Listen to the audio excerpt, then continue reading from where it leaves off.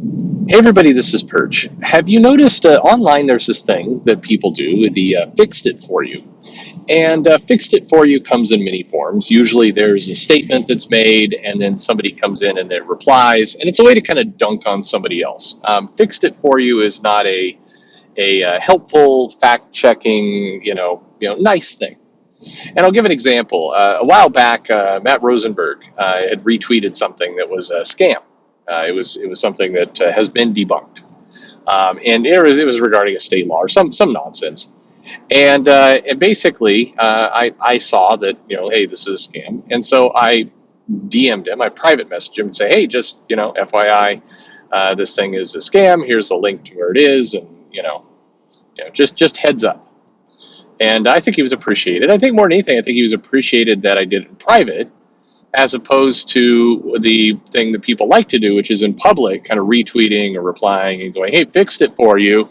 Actually, this person's a monster," and then they kind of they use it as a way. It's a superiority game, and it's a douchey move, no matter what you do. And I think nobody who does the fixed it for you bit is unaware of that they're being a bit of a douche. Everybody's aware.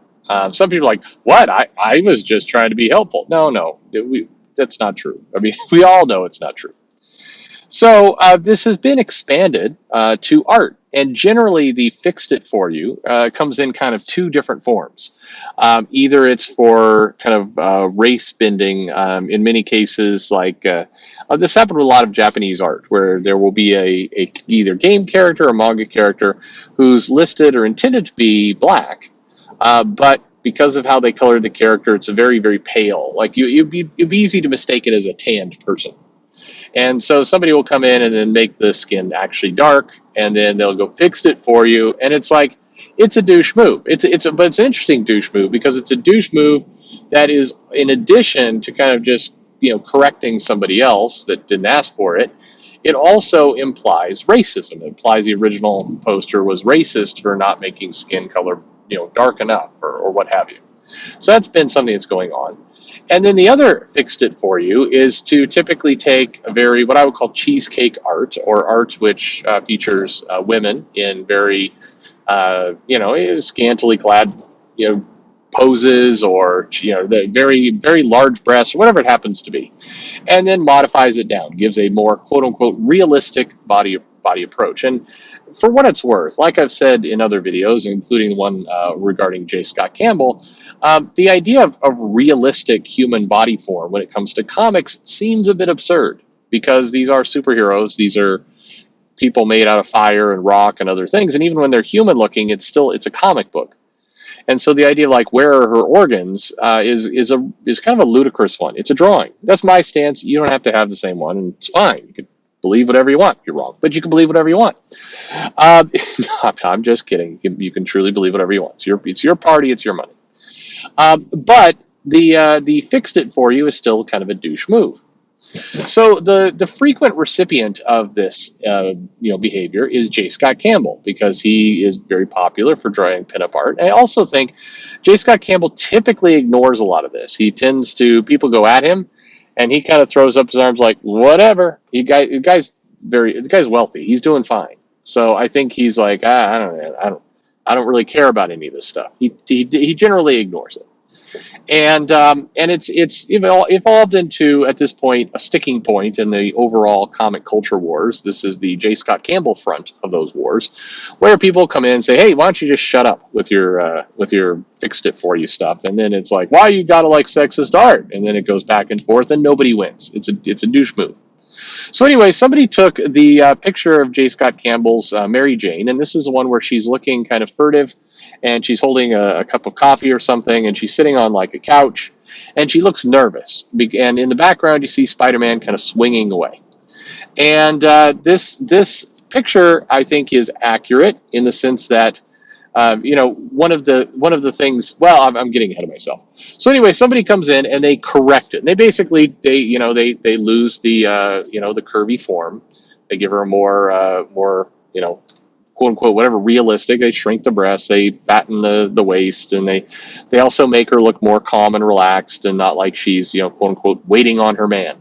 And one of the comments, and then the person, in addition to fixing it, put lots of little additions in the panels, lots of little notes about why the original artwork was wrong or problematic or not the Mary Jane I know. And one of the ones that blew my mind the most was the comment of, the Mary Jane I know would not be looking nervous just waiting around for Spider-Man. And it's like, well, you're an idiot then, because that is the Mary Jane. If you read Craven's Last Hunt, you read some of those books, there's a period of time, clearly the period of time being referenced by this art that was some time ago, where Mary Jane was married to Peter and was very nervous when he would go swinging out and put himself in danger. It was something where, she was nerve wracked about it. I think they did a storyline where she started smoking again, and it was like this was a part of the storyline. So the expression that J Scott Campbell draws her in, the pose, is very accurate. The idea is that Mary Jane is, sitting there kind of worried about what's going to befall Spider-Man as he goes happily swinging away into no doubt danger. That's kind of the whole point. But anyway, the artist changed all that and made a bunch of very, very passive aggressive, very douchey kind of statements about it. Again, just like, fixed it for you. And it's, again, they're no matter how you want to phrase it, it's not, hey, here's a fan tribute. If the person had put on there something like fan tribute but done in my way, or here's my take on this scene, completely different story. But when you start getting in there with fixed it for you, you come off like an asshole. And what's interesting about this is if you're not J Scott Campbell, for example, if you're one of the fixed it for you and you're fixing, say, Eric Anderson's Squirrel Girl or various other things, people will descend on you of how rude and obnoxious it is to correct another creator's art. And this is pretty universally agreed across the comic book creator, community that, that's a dick thing to do. It's up there with like giving a bad review and tagging in the creator. That's considered a douche move. Unless you're J Scott Campbell, and it's totally okay to correct his art because, fuck that guy, right? That's kind of how it comes. So J Scott Campbell apparently stumbles across this months or years later and decides to give critique on the fixed it for you.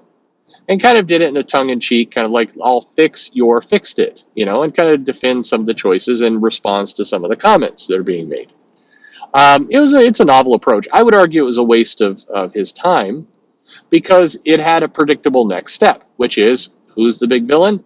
Well, it's J. Scott Campbell, because he unleashed his quote-unquote Twitter mob on this innocent artist who just was trying to help out J. Scott Campbell not be so sexist and douchey. That's all he was trying to do, just kind of help. And the response was quick and fierce in condemnation, including people like Rich Johnson over Bleeding Cool's, like, "Oh, J. Scott Campbell's an asshole," and all this kind of the nonsense, forgetting that these same people often take the exact opposite view. And this is what gets me. You can have any view you want. It's again, like I said, it's your party. You can like, dislike, whatever you want. But is it too much to ask for consistency? That's the part that always gets me in these situations. That we're going to rail against it over here, but then we're going to take a 180-degree opposite view when it's somebody we don't like. Because it's J. Scott Campbell. Screw that guy.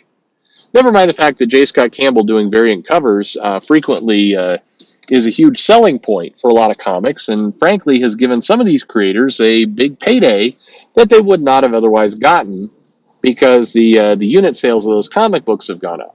If you take J. Scott Campbell out of the picture, maybe Giri Hiru, sorry, Peach Momoko and Art Adams, you kind of get all of which have had various sideways eyes emoji from members of the comic community for drawing, not correct art, art that is sexist or what have you. Interestingly enough, if you take those people out of the equation, then the variant cover scheme, the units, would drop significantly, particularly with Marvel, but also with DC over the last 5 years, and people would make less money. But yeah, people are willing to take less money. Sure. I've always seen comic creators talking about how they are paid way too much, and they wish they would make less. They would be happy to take that principle. Anyway, I got off track. Regardless, what's the lesson here? Well, the lesson here is that, first of all, J Scott Campbell wasted his time certainly doing this. I hope it was fun for him. I hope he enjoyed it. But, Mark Brooks weighed in, and various others. And I hope that he at least had some fun doing it, because, it was amazing the kind of comments we got back. Like, an artist should not be using his platform to troll and attack other people.